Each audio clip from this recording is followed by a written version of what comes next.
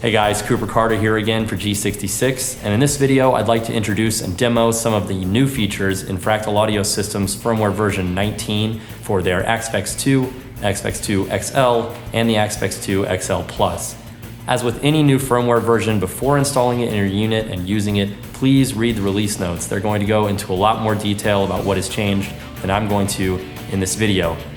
As with the last several firmware versions, there have been some incremental changes, but we've also gotten some new G3'd amplifiers, that is, amp types that have been brought up to the new G3 modeling technology level, and we're working our way down the amp list almost to the bottom, and almost every amp in the Aspx 2 is now G3'd. This firmware adds a couple more that I'll show you. So let's talk about what's changed in this firmware and what I'm really digging about it. 19 includes two new G3'd amplifier types, the Citrus A30s and the 6G4 Super. Let's hear each of those and check out how they sound.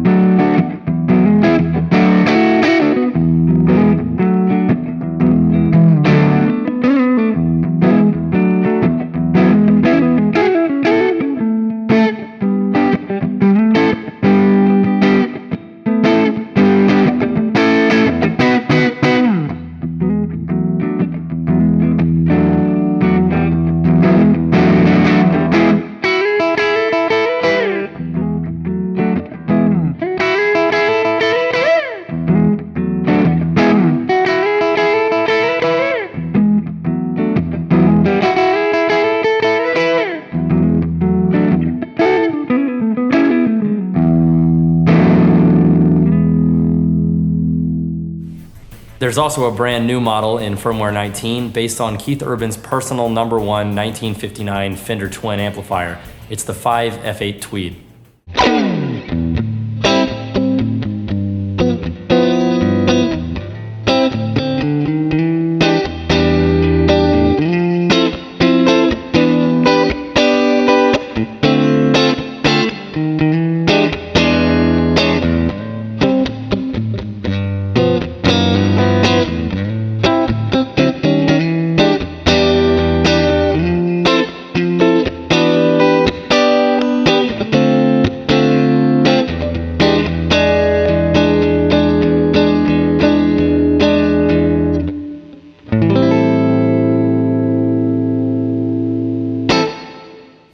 As with almost every other firmware, 19 also includes some small changes and improvements to the amplifier block at large. In particular, listen for a subtle difference between 18 and 19 in the amplifier block's character that's giving it more growl and less buzz, especially when driven. This is coming from improvements to the supply current modeling. There are two specific expansions to parameters in the amplifier block that I think are worth mentioning. First, the output compressor on the amplifier block has been expanded to include two different modes.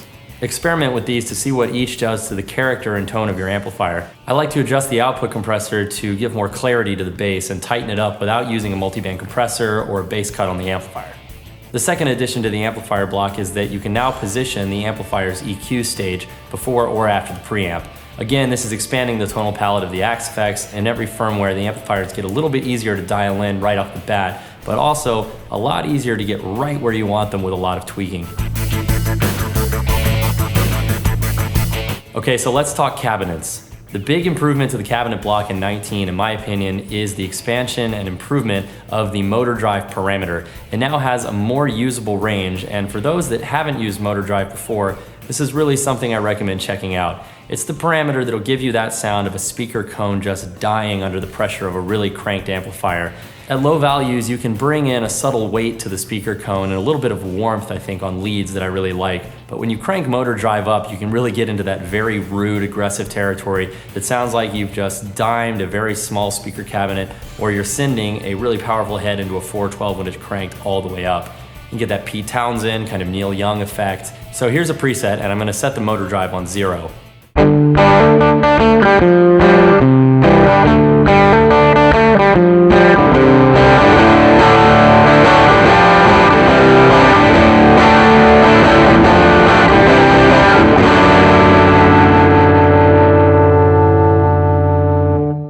Okay, now I'm gonna crank the motor drive up to 6 and see what that does to the tone. It gets a lot angrier.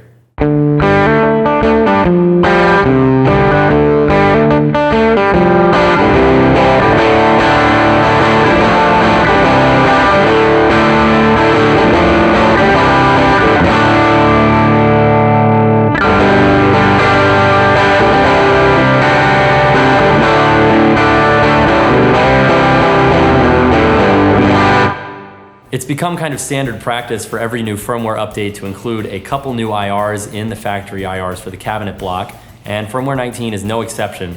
All of the new IRs are made with the new mic+DI method, which completely removes any character of the power amp from the IR, giving you 100% speaker tone. Cabs 19, 20, 21, 104, 105, and 127 have all been replaced with new mic+DI IRs, all of which were shot for the new Universal Noise Storage IR cab pack from Fractal, which you can buy from Fractal Audio and get all the other hundreds of IRs that are from that session. So I'm gonna play a little bit and scroll through these different IRs so you guys can hear how each one of them sounds.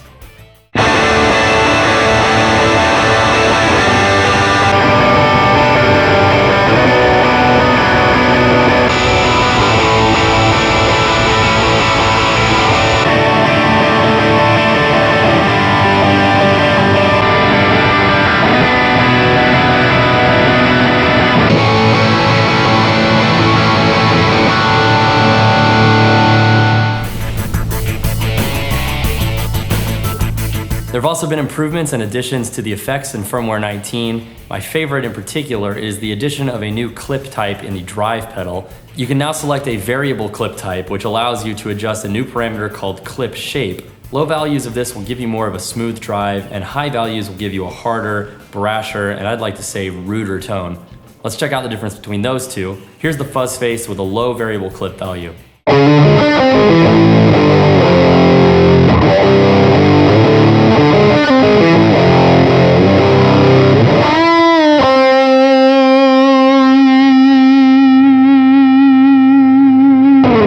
Now I'm going to really crank it so there's a pretty stark difference between the tones.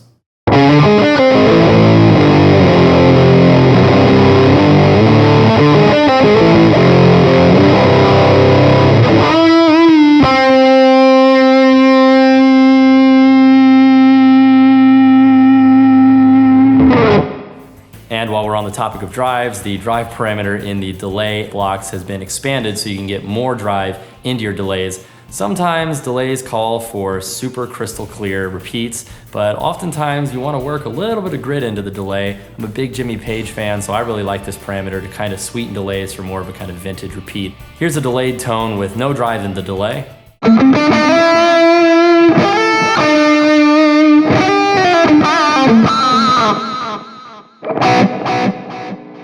And now I'm going to adjust the drive parameter a little bit so you can hear how it's bringing in a little bit of saturation to the repeats.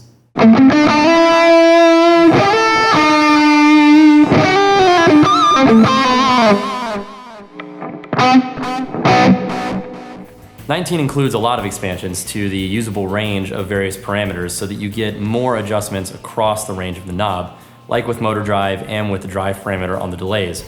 Another one is the frequency of the ring modulator. The expanded range on this is great for getting some pretty insane sounds. Set to a really high frequency like say 3, the ring modulator gets really bizarre.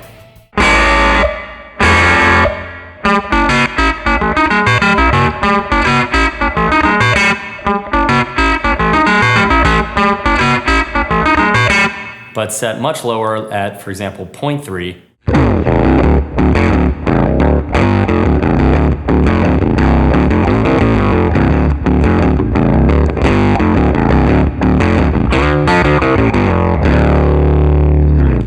So lots of small improvements, expansions, and changes in firmware 19. These are just some of my favorites that I've been playing around with. Of course, there are a lot more, and I encourage you to check out the release notes before you install the firmware so that you know exactly what's been changed and you know exactly what you can go in there and mess around with. One thing in particular that I didn't go over but is really exciting is some incremental improvements to the detector on the compressor and the multiband compressor, which makes both of these even more accurate when it's tracking your playing and knowing when to clamp down, when to open back up. So I really encourage you guys to check that out. Compressors are such an underutilized piece of the guitarist's toolkit in my opinion, and with firmware 19 and these improvements and with how easy it is to dial in compressors and really explore the sounds with the Axe effects, I really encourage you guys to spend some time with them, see what they're doing to your tone. If you don't already have firmware 19, you can download it from fractalaudio.com. There's a link in the description. Install it on your Axe effects, and until the next video, keep rocking, have fun.